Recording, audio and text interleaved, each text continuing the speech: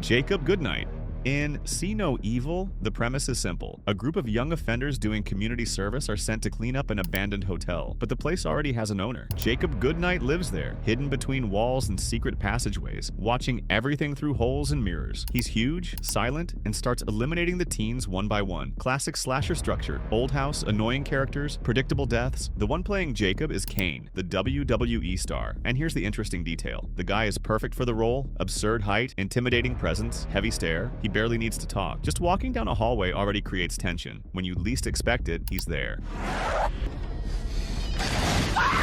There's even an attempt to give the villain depth with the story of his fanatically religious mother, who abused him as a child, but the script never really explores it. The movie follows the pure formula of obvious scares and dumb character decisions. Slow pacing, the kind of horror you forget the next day. And the curious part is that even so, it made enough money to get a sequel. In See No Evil 2, the story continues inside a morgue. Jacob wakes up during an autopsy and restarts the hunt. The Soska sisters' direction tries to give it some identity, but the result still feels generic. Similar hallways, little creativity, and zero lasting impact. Jacob had everything to become a new slasher icon, but what he lacked was a movie that knew how to use the monster it had in its hands. Smiley. In 2012, Smiley was released, and the premise was actually pretty interesting. There's an internet legend that says if you go to a specific website and type in the chat, "I did it for the lols," a killer named Smiley will show up at your house. Just like that. The story follows Ashley, an insecure college student who starts researching the legend after classmates talk about it like it's just another creepypasta. The idea is great: digital horror with that forum culture vibe, clearly inspired by The Ring mixed with that modern urban legend atmosphere. The problem is the movie never decides whether it wants to be a supernatural slasher or a grounded mystery, and that indecision kills the tension. Now, the villain. Smiley is visually strong, delivering scenes like this. Mask with a smile drawn like an emoticon, dark eyes, fixed and disturbing expression. He barely needs to do anything. Just standing still in the frame already creates discomfort. There's insane potential there to become a new icon of digital age horror. The film was directed by Michael J. Gallagher, who came from YouTube. That explains the heavy focus on online culture, but it also shows in the inexperience when it comes to building suspense. What's most frustrating is this: the idea was great, the villain's look works, but the movie turns everything into a dragged-out mystery that never delivers the impact it promises. Smiley deserved something much better. Ice Cream Man. Legion from 2010 starts with a strong idea. God loses faith in humanity and sends angels to bring about the end of the world. The last hope lies in the baby a pregnant waitress is carrying, hidden inside a roadside diner in the middle of nowhere. Among these threats appears the Ice Cream Man. He shows up driving a colorful van, children's music blasting, spotless white uniform. It's already strange. Ice cream?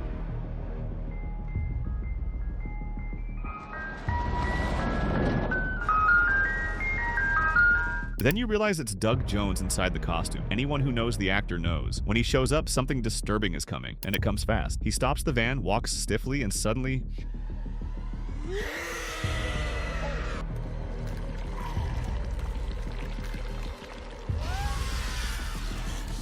The contrast is what sells it all. A figure associated with childhood and innocence turned into a messenger of the apocalypse. It's uncomfortable in just the right way, and Doug Jones does what he always does. Incredible physical expression, unsettling presence without needing much dialogue. The character was heavily featured in the film's marketing. The trailers and promo images used this creature a lot to sell the horror. And then comes the frustration. After such an impactful entrance, he's eliminated quickly, and that's it, gone from the story. In a movie that already struggles with pacing and development, wasting the strongest looking antagonist hurts. The Ice Cream Man had the potential to be the face of the apocalypse there, but instead became just a memorable scene lost in a forgettable movie.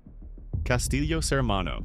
House of the Dead is an adaptation of the classic Sega zombie shooter game. A group of young people go to a rave on an island that goes horribly wrong when the dead start attacking. It's a cheap movie full of spinning cameras, chaotic editing, and even clips from the original game thrown in. Pure mess. But in the middle of that chaos emerges Castillo Sermano, a former Spanish priest who was expelled from the church for conducting forbidden experiments, trying to defeat death. He flees, takes control of an island, and continues his research using locals as test subjects. The result? An army of undead under his command. Visually, he's on another level compared to the rest of the movie.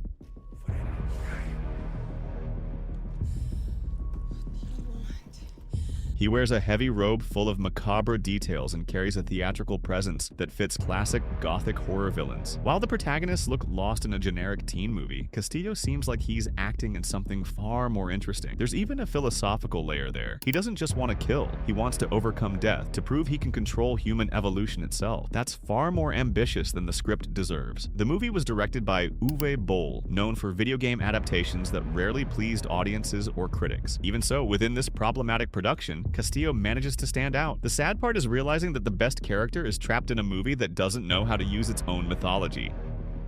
Doomhead. 31 from 2016 has a brutal premise. A group of carnival workers is kidnapped and thrown into an abandoned industrial complex. They have to survive for 12 hours while being hunted by killer clowns known as the Heads. It's basically a deadly game funded by bored rich people. The leader of these hunters is Doomhead, and every time he appears, the movie comes alive. His introduction already sets the tone. Direct monologue to the camera, uncomfortable speech, crooked smile.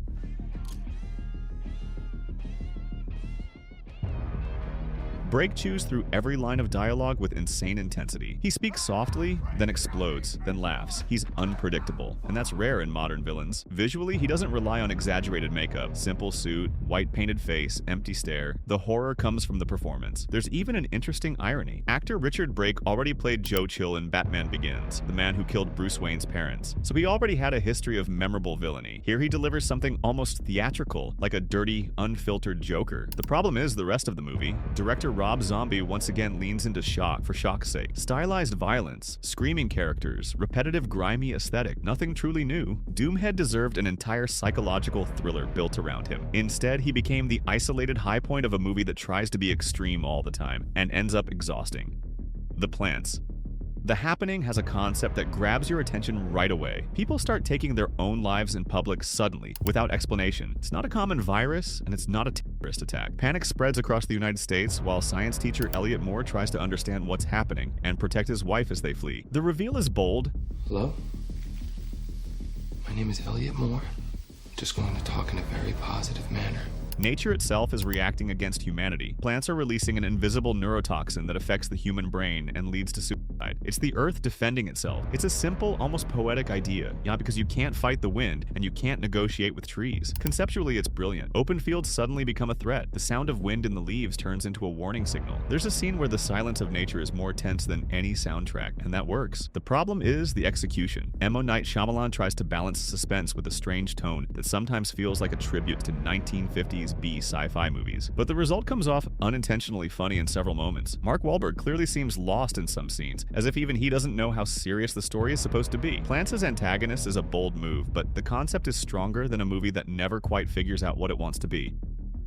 Slender Man. Released in 2018, Slender Man seemed like a guaranteed hit. The creature was born on the internet and became an urban legend that everyone knew. It was the perfect recipe for success. All they needed was a good movie, but that didn't happen. In the film, a group of teenage girls decides to watch a supposedly cursed video connected to the entity. After that, they start having visions, paranoia, and strange disappearances. The idea is simple. If you summoned him, he comes. And the more you think about him, the closer he gets. Visually, Slender Man still works in the movie. The silhouette in the middle of the forest, body distorting, tentacles emerging from his back. He's naturally unsettling, and the best part is he doesn't need to talk, he doesn't need to run. Just standing still already creates tension, and the film does manage to create scenes like this.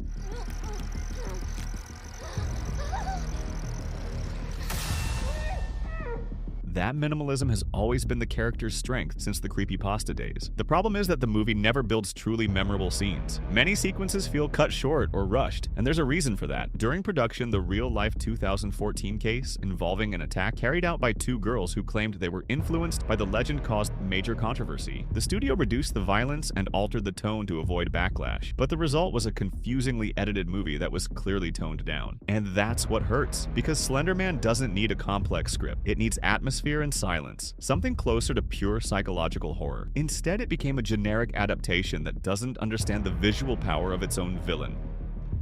The Animatronics. Five Nights at Freddy's follows a night security guard trapped inside a pizzeria where animatronic mascots come to life. That's it. Overnight shift, locked doors, something moving in the dark. And here's the movie's high point. Freddy, Bonnie, Chica, and Foxy look incredible. The team at Jim Henson's Creature Shop built practical versions of the characters. No excessive CGI. They have real weight, texture, physical presence. When they're standing still in the background, they're already unsettling. When they start moving, the horror atmosphere finally kicks in. Come on. Come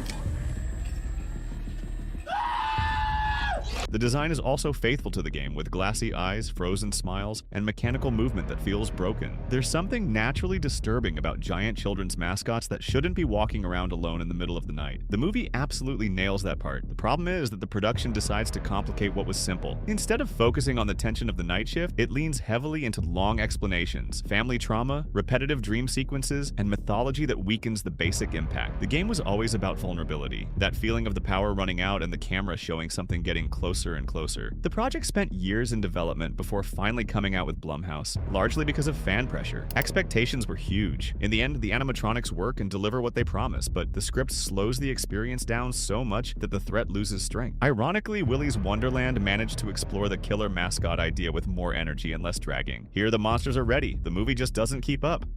The Ghosts. 13 Ghosts shows a family that inherits a glass mansion filled with strange mechanisms. The catch? The house is a prison for 12 violent ghosts, and of course, they end up getting loose. The script is messy, the acting is weak, and the editing has that fast-paced early 2000s style. But when it comes to the ghosts, the movie gets it right. Each spirit has a unique look, specific backstory, and striking presence. Even with limited screen time, they stick in your head. There's the torso, basically half a man wrapped in plastic. The angry princess, covered in scars with a tragic aura. The hammer, huge and threatening, with nails driven through his body. And that's just part of the gallery, because each one represents a dark archetype, almost like a macabre collection organized inside the house. What's most interesting is that they all have individual backstories presented quickly, almost like supernatural trading cards. On top of that, the practical makeup is excellent. Nothing feels overly digital, and the scenes with the ghosts can actually be pretty cool. In the end, the script is somewhat weak, the plot is confusing and over the top, but the gallery of ghosts is creative enough to secure the cult status the film still carries today. The Brother of Wax. House of Wax follows a group of friends who, on their way to a college football game, run into car trouble and end up stranded in an abandoned town. There's a wax museum there that looks disturbingly realistic, too realistic, and as the movie unfolds, they discover someone is turning real people into statues. The structure is standard slasher, separated young people hunted down one by one. Nothing very innovative in the script, but the movie earns points with the Sinclair brothers. Vincent Sinclair is the silent figure behind the terror. Tall, thin, long hair falling over his face, wearing a wax mask to hide severe deformities. He barely speaks. He moves slowly, just watches, and obeys his brother Beau, who's the one interacting with the victims. That dynamic is interesting. Beau is the manipulator while Vincent is the brute force, almost a creature shaped by pain. What works really well is that the movie introduces the brothers before the full reveal. That builds tension. You feel something is wrong in that town even before you understand how big the problem is. There's 2 more. Still got a lot of work to do. The film is a loose remake of the 1953 classic, but here the entire wax house is literally coated in the material, including the structure itself, and the final sequence with the museum melting became the movie's most remembered image. In that sense, Vincent has an iconic look. The mask slowly cracking is a clear metaphor for a broken identity and family trauma. He could easily have become a horror icon. The problem is the movie never goes beyond the basics. It delivers strong visuals but little real depth. Even so, Vincent sticks in your memory more than the story itself. Annabelle. Annabelle revolves around a young couple who start being tormented after a doll enters their home. The doll is placed in the baby's room, and that's it. Strange things begin happening. Visually, Annabelle is perfect. She has large eyes and an almost non-existent smile. She doesn't need to move much. Just sitting there is already unsettling. The camera loves framing the doll sitting still in the background, as if she's watching, and that works. Before getting her own movie, Annabelle had already appeared in The Conjuring in that bizarre scene.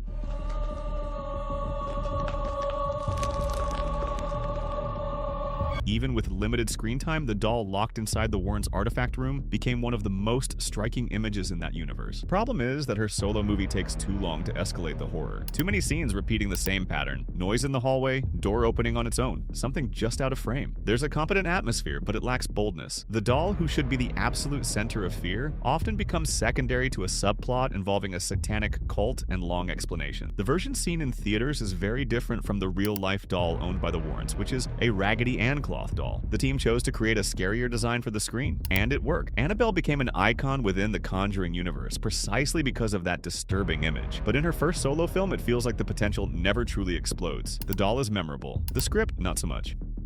Zeus. Army of the Dead follows a group of mercenaries who invade Las Vegas, quarantined after a zombie outbreak, to steal money from a vault before the city is destroyed. In the middle of all that, there's a hierarchy among the dead, and at the top is Zeus. Zeus isn't a regular zombie, as he's the leader of the Alphas, intelligent undead who organize themselves like their own society within the devastated city. He's huge, muscular, and way too fast for his size. Basically the most absurd and imposing version of a zombie the genre has seen. The look helps a lot.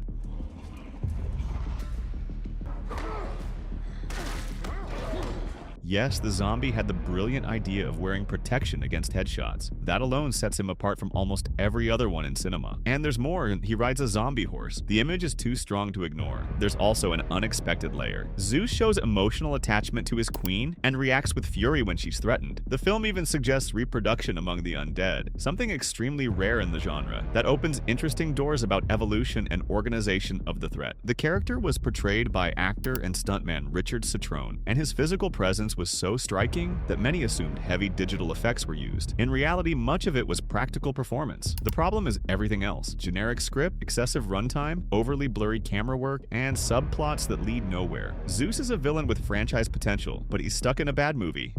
The Creatures. In Bird Box, Earth is invaded by mysterious entities that drive anyone who looks at them to immediate suicide. The idea is simple and extremely effective. There's no need for long explanations when the threat works on a psychological level, and director Suzanne Bier made the smartest possible decision: never show the creatures. As a result, chaos spreads across the world. Although versions were created during production, the final choice was to keep them completely off screen. And it works. The fear comes from the victims' reactions. The absence becomes the film's greatest strength because nothing competes with the audience's imagination. Any concrete form would risk looking artificial or even ridiculous. By keeping the entities invisible, the horror stays abstract and constant. The problem lies around that core. Despite a strong cast led by Sandra Bullock, the narrative follows predictable paths: generic internal conflicts, tension that fluctuates too much, and a runtime that feels longer than it should. The premise is suffocating, and the execution doesn't always keep up. In 2023, the spin-off Bird Box Barcelona maintained the decision not to reveal the creatures. It was consistent, but it also failed to expand the concept in a truly impactful way. The creatures of Bird Box prove an important point in modern horror. Sometimes the most effective villain is the one you never see. So, can you think of another great villain stuck in a bad movie? If so, drop it in the comments. Maybe we'll do a part 2. On the screen right now, there's a video where we show the scariest transformations in horror movies. Click and watch. I'll see you there.